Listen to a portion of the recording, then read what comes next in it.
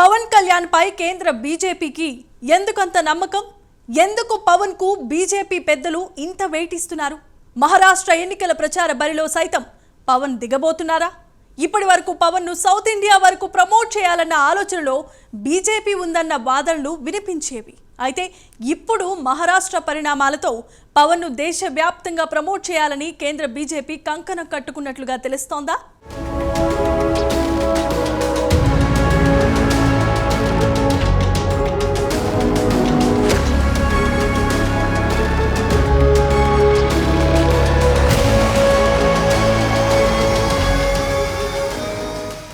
పవన్ కళ్యాణ్ కు దేశ స్థాయిలో కేంద్ర బీజేపీ ప్రాధాన్యత ఇస్తోందా? పవన్ సనాతనవాదిగా ప్రొజెక్ట్ అయిన నేపథ్యంలో దేశవ్యాప్తంగా ఆయన ప్రభావం ఉండేలా కేంద్ర బీజేపీ వ్యూహం పన్నిందా అంటే అవునని అంటున్నాయి రాజకీయ వర్గాలు. ప్రస్తుతం మహారాష్ట్రలో బీజేపీ వేస్తున్న అడుగులు చూస్తుంటే అది నిజమే అని అంటున్నారు.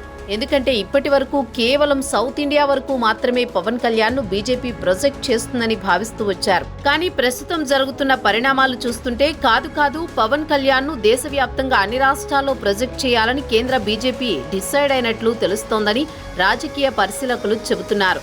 తిరుమలలో లడ్డూ విషయంలో తీవ్రంగా రియాక్ట్ అయిన పవన్ కళ్యాణ్ పశ్చాత్తాప దీక్ష సైతం చేశారు.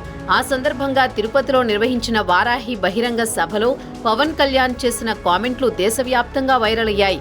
దీంతో పవన్ కళ్యాణ్ హిందూయిజం, అదేవిధంగా సనాతన ధర్మం పట్ల ఆయనకున్న భక్తి శ్రద్ధలు, సనాతన ధర్మాన్ని కాపాడాలి అనే ఆకాంక్ష ఇవన్నీ దేశవ్యాప్తంగా ఉన్న హిందువులను ఆకర్షించాయని చెప్పడంలో ఎటువంటి సందేహం లేదని రాజకీయ విశ్లేషకులు చెబుతున్నారు.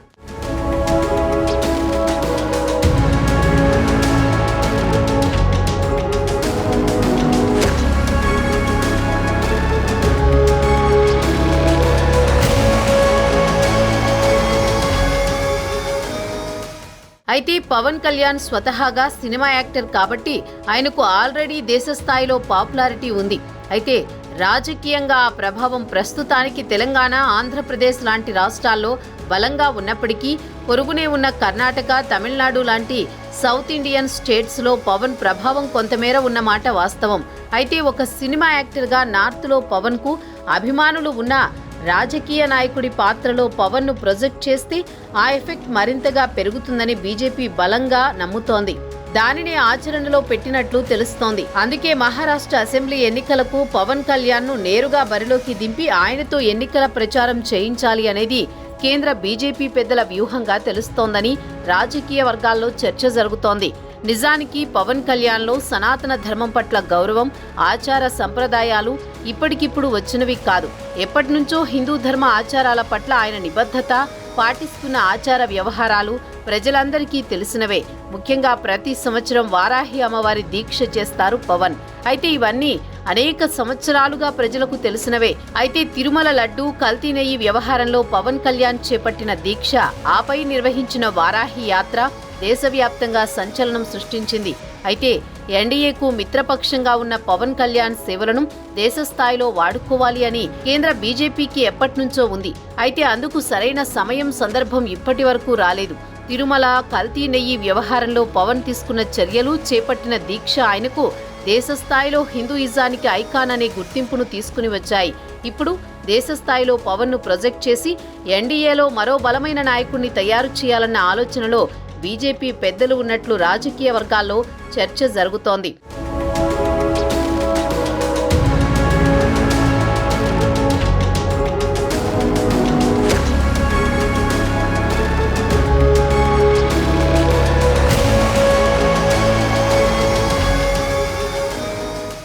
దేశవ్యాప్తంగా పవన్ కళ్యాణ్ క్రేజ్ పెరుగుతోంది. గత శాసనసభ ఎన్నికల తర్వాత ఎన్డీఏ కూటమిలో కీలక నేతగా ఎదిగారు. మోదీ సైతం పవన్ కళ్యాణ్ అంటే విపరీతమైన ప్రేమ పెంచుకున్నారు. ఎన్డీఏ కూటమిలోని ఇతర పార్టీలు కూడా పవన్ కళ్యాణ్ కు ఎక్కువ ప్రాధాన్యతను ఇస్తున్నాయి. ఈ క్రమంలో రానున్న రోజుల్లో పవన్ దేశ రాజకీయాలను శాసించనున్నారా అన్న చర్చ సైతం రాజకీయ వర్గాల్లో ఉంది.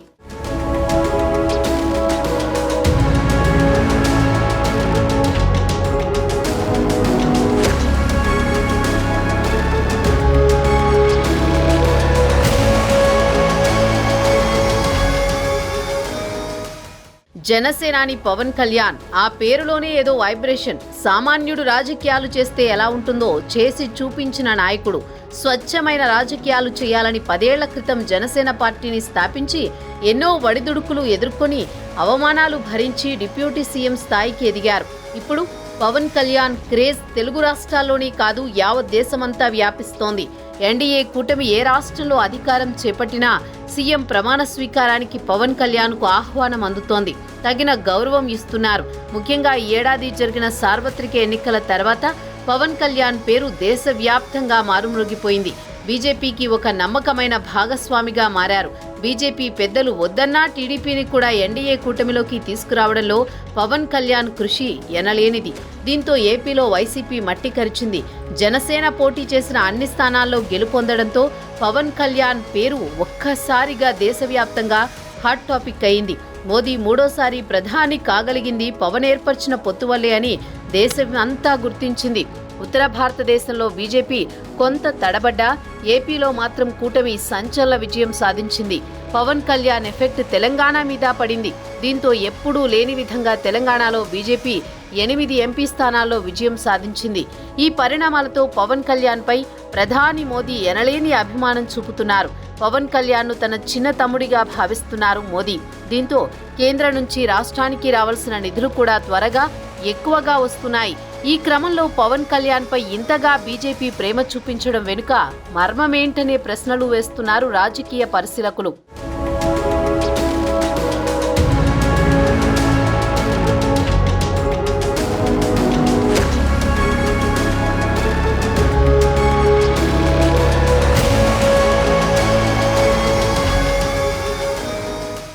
ఇటీవల ఏపీలో తిరుమల శ్రీవారి లడ్డూ కల్తీపై తీవ్ర దుమారం చెలరేగింది. ఈ విషయంలో గత వైసీపీ ప్రభుత్వంపైనే అందరి వేళ్లు చూపాయి. ఈ సందర్భంగా ఎవరో చేసిన పాపానికి తాను ప్రాయశ్చిత్తం చేస్తానని వారం రోజుల పాటు వారాహి దీక్ష చేశారు పవన్. కాలినడకన తన కుమార్తెలతో సహా తిరుమల శ్రీవారిని దర్శించుకున్నారు. పవన్ కళ్యాణ్ ఈ సందర్భంగా మాట్లాడుతూ సనాతన ధర్మంపై వివాదాస్పద వ్యాఖ్యలు చేసిన వారిని హెచ్చరించారు. దీంతో సనాతన ధర్మానికి మేమే బ్రాండ్ అంబాసిడర్ అని చెప్పుకుంటున్న బీజేపీకి మరింత దగ్గరయ్యారు. ఈ సంఘటనతో దేశవ్యాప్తంగా పవన్ కళ్యాణ్కు అభిమానులు ఏర్పడ్డారు. తమిళనాడులో పవన్ కళ్యాణ్ ఫ్లెక్సీలకు పూజలు కూడా చేస్తారు. తెలుగు రాష్ట్రాల్లో మరో బాల్ ఠాక్రే మాదిరి క్రేజ్ వచ్చింది. దేశంలో ఎక్కడికి వెళ్లినా పవన్ కళ్యాణ్ గురించి మాట్లాడుకోవడం జరుగుతోంది. సనాతనవాదులకు పెద్ద ఫ్యాన్ అయ్యారు పవన్ కళ్యాణ్. ఒకవైపు పవన్ కళ్యాణ్ సినిమాలు దేశవ్యాప్తంగా రిలీజ్ అవుతాయి. ఒక నటుడిగా దేశవ్యాప్తంగా పవన్ కళ్యాణ్కు అభిమానులు ఉన్నారు. ఇప్పుడు సనాతన ధర్మం కోసం నడుం బిగించడంతో ఉత్తర భారతదేశంలో కూడా పవన్ కళ్యాణ్కు అభిమాన గణం ఏర్పడింది.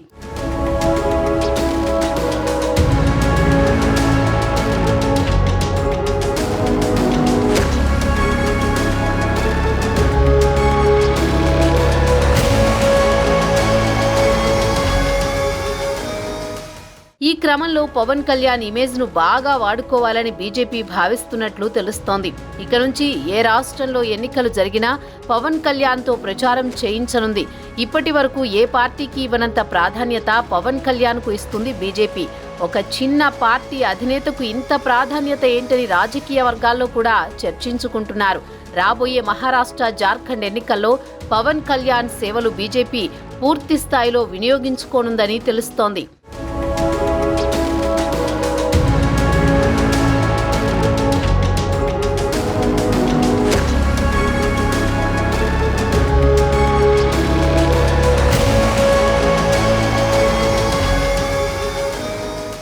పవన్ కళ్యాణ్ ఇప్పుడు సనాతన ధర్మానికి చిహ్నంగా మారిపోయారా అంటే అవునన్న సమాధానమే వినిపిస్తోంది. అన్ని కులమతాలను గౌరవించే జనసేనాని ఎవరికి అన్యాయం జరిగినా, ఎక్కడ తప్పు జరిగినా ప్రశ్నిస్తూ ఉంటారు. నిత్యం ఆధ్యాత్మిక చింతనలో ఉండే పవన్ ఏటా మాల ధారణతో పాటుగా దీక్షలు సైతం చేపడుతూ ఉంటారు. ముఖ్యంగా వారాహి అమ్మవారి దీక్ష పవన్ చేపడుతున్నారని బయటకు తెలిసినప్పటి నుంచి ఎంతో మంది వారాహి దీక్షను తీసుకుంటూ ఉండటం చూస్తూనే ఉన్నాం. ఇంతలా సనాతన ధర్మాన్ని ఆచరిస్తున్న పవన్ కళ్యాణ్ను జాతీయ స్థాయిలో బలపరుచుకోవాలనుకోవటం వెనుక బీజేపీ వ్యూహం ఏంటి? ఎందుకు సొంత పార్టీ వారి కంటే కూడా మిత్రపక్షమైన పవన్ను ఇంతలా నమ్ముతోంది బీజేపీ? ఈ విషయాలని షార్ట్ బ్రేక్ తర్వాత తెలుసుకుందాం.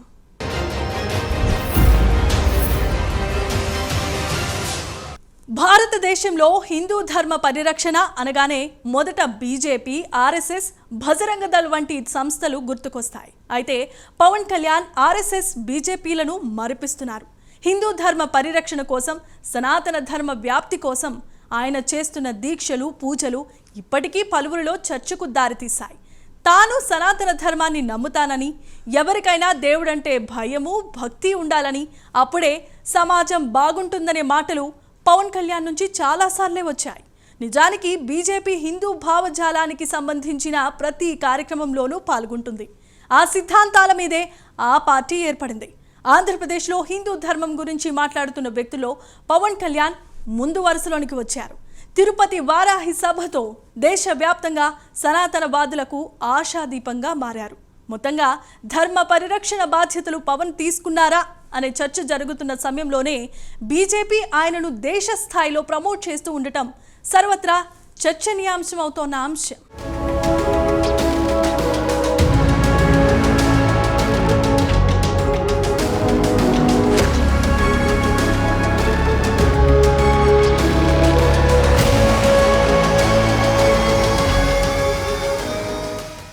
జనసేన ఒక ప్రాంతీయ పార్టీ. 10 ఏళ్ల క్రితం పెట్టిన ఆ పార్టీకి 2024లో అపూర్వ విజయం దక్కింది. పొత్తులో తీసుకున్న 21 సీట్లను గెలుచుకుని బలమైన ప్రాంతీయ పార్టీగా ఏపీలో కుదురుకుంది. దాని ఫలితంగా ఏపీలో టీడీపీ కూటమి ప్రభుత్వంలో ఉప ముఖ్యమంత్రి పదవి కూడా లభించింది. అంతేకాదు విశేషమైన అధికారం కూడా దక్కింది. దానిని చూసిన మీదటనే వైసీపీ నుంచి కూడా చేరికలు పెద్ద ఎత్తున కనిపిస్తున్నాయి. అలా తన పార్టీని ఏపీలో బలోపేతం చేసుకుని 2029 నాటికి జనసేనను ఏపీలో గట్టిగా నిలబెట్టాలని పవన్ సంకల్పంతో ఉన్నారు అని అంటున్నారు. అయితే ఈ తరుణంలో సడన్ గా పవన్ కళ్యాణ్ జాతీయ స్థాయిలో మారుమ్రోగారు. తిరుమల శ్రీవారి లడ్డూ ఇష్యూని చంద్రబాబు లేవనెత్తినా దానివల్ల పొలిటికల్ గా దూకుడు చేసి జాతీయ మీడియాలో నానింది మాత్రం పవన్ కళ్యాణే. ఆయన సనాతన ధర్మం మీద చేసిన వ్యాఖ్యలు, అలాగే సనాతన ధర్మం పేరిట ఆయన చేసిన గర్జన, ఇవన్నీ కూడా పవన్ ని జాతీయ స్థాయిలో వేరే పొలిటికల్ లుక్ లో నిలబెట్టాయి. నిజానికి హిందుత్వం అన్నది బీజేపీకి ఉన్న పేటెంట్ రైట్. ఆ వైపు మిగిలిన పార్టీలు చూడవు, రైట్ చేయవు. ఇప్పుడు అదే బాటలో పవన్ పయనిస్తున్నట్లుగా ఉందని అంటున్నారు. ఆయన వెనుక బీజేపీ వారు ఉన్నారా అన్నది ప్రత్యర్థుల అనుమానమైతే కావచ్చు. కానీ పవన్లో ఒక్కసారి కనిపించిన ఈ ఫైర్ ని మాత్రం ఆరిపోనీయకుండా దానితోనే కొత్త రాజకీయ కాంతులు చూసుకుంటూ ఆ వెలుగులో తన రాజకీయ లక్ష్యాలను పండించుకోవాలని బీజేపీ తప్పకుండా చూస్తుంది అని అంటున్నారు. దీనిని బట్టి చూస్తే రాజకీయ పరిణామాలు రానున్న రోజులలో ఏ మలుపులు తిరుగుతాయన్నది వేచి చూడాల్సిందే అని అంటున్నారు.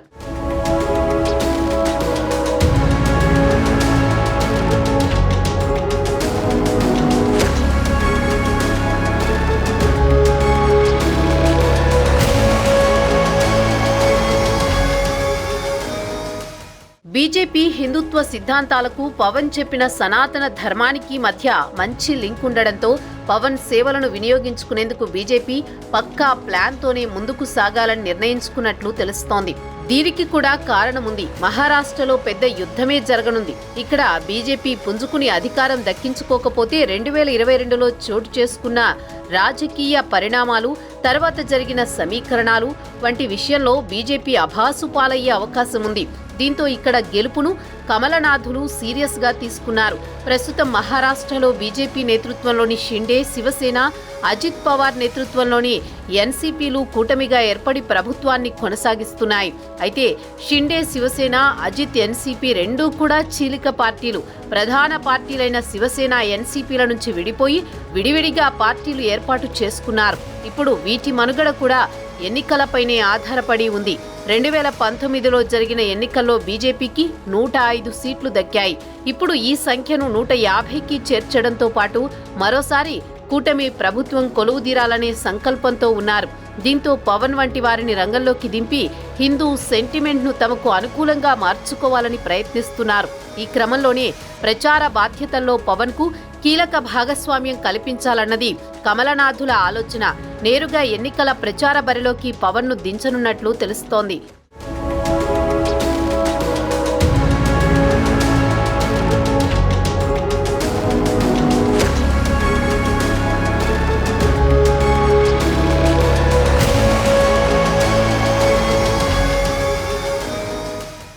బీజేపీకి ఎన్డీఏలో ఎందరో మిత్రులు ఉన్నారు. కానీ బీజేపీ ఫిలాసఫీకి మద్దతుగా నిలిచే పార్టీలైతే లేవు.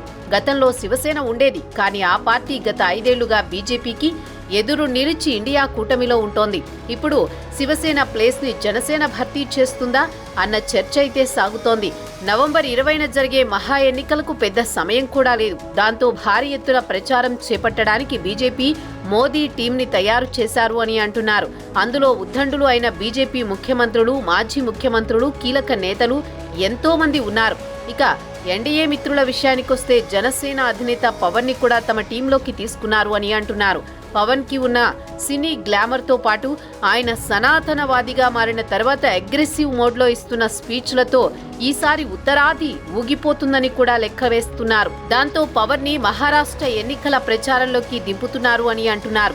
ఇటీవల కాలంలో పవన్ కళ్యాణ్ సనాతన ధర్మం మీద వ్యాఖ్యలతో ఆయన ఒక్కసారిగా నేషనల్ ఫిగర్ గా మారిపోయారు. పవన్ కళ్యాణ్ లేవనెత్తిన సనాతన ధర్మ పరిరక్షణ బోర్డు విషయంలో కూడా జాతీయ స్థాయిలో బిగ్ డిబేట్లు సాగాయి.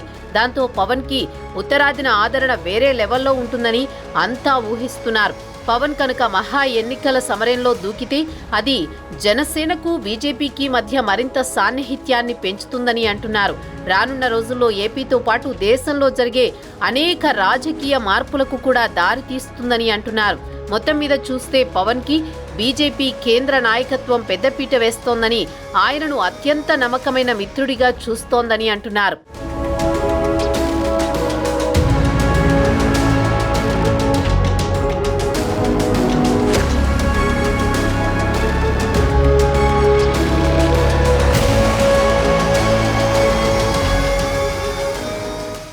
పవన్ కళ్యాణ్ అంటే బీజేపీ పెద్దలకు ఇంత ఇష్టం కలగడానికి కారణం లేకపోలేదు. సహజంగా ఏ మిత్రపక్షమైనా సరే సీట్ల కోసం పేచీలు, కోట్లాటలు, రాద్ధాంతాలు, సాగదీతలు చేస్తూ ఉంటాయి. తమకే మరిన్ని సీట్లు కావాలని పట్టుబడుతూ ఉంటాయి. రాజకీయాల్లో ఇటువంటివి సహజంగా జరిగేవే. అయితే పవన్ కళ్యాణ్ మాత్రం ఏపీలో బీజేపీ కోసం సీట్లు త్యాగం చేశారు. బీజేపీ ఎక్కువ ఎంపీ సీట్లలో పోటీ చేసేందుకు పవన్ కళ్యాణే కారణం. అదేవిధంగా తొలుత పవన్ తీసుకున్న 24 సీట్లలో కూడా 3 సీట్లు బీజేపీకి త్యాగం చేశారు. దీంతో బీజేపీ జాతీయ నాయకత్వం దృష్టిలో పవన్ నమ్మకస్తుడిగా, రియల్ హీరోగా, మిత్రధర్మం కోసం నిలబడే నాయకుడిగా కనిపించాడు. సహజంగా ఎన్డీఏ పక్షంలోని ఆయా రాష్ట్రాల్లో పొత్తులో ఉన్న పార్టీలు తమకే ఎక్కువ సీట్లు కావాలని పట్టుబట్టడం చూస్తూ ఉన్నాం. కానీ పవన్ మాత్రం మిత్రపక్షం కోసం త్యాగానికి సిద్ధపడడం బీజేపీ పెద్దలను సైతం కదిలించింది. పవన్ లాంటి నమ్మకస్తుడితో, మిత్రధర్మం పాటించే నాయకుడితో కలిసి కడవరకు ప్రయాణం చేయాలనే ఆలోచనలో బీజేపీ పెద్దలు ఉన్నారని రాజకీయ వర్గాల్లో ప్రచారం జరుగుతోంది. అందుకే పవన్ కళ్యాణ్ కు పెద్దపీట వేస్తున్నారని, దేశవ్యాప్తంగా ఆయన ఫోకస్ చేస్తున్నారని అంటున్నారు.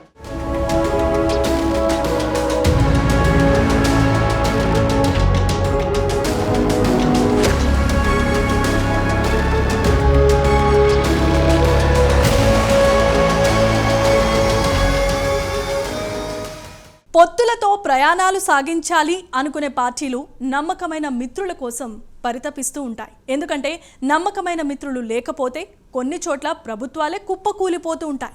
పవన్ లాంటి నమ్మకస్తుడు, నిజాయితీపరుడు, తమ కోసం సీట్లు సైతం త్యాగం చేసిన మిత్రుడు, మిత్ర ధర్మాన్ని నెత్తిన పెట్టుకునే నాయకుడైన పవన్తో కడ వరకు ప్రయాణం సాగించాలి అనేదే బీజేపీ పెద్దల ఆలోచనగా తెలుస్తోంది. అందుకే దేశ స్థాయిలో సేనానిని ఫోకస్ చేసేందుకు బీజేపీ పెద్దలు ఉవ్విళ్ళూరుతున్నారట.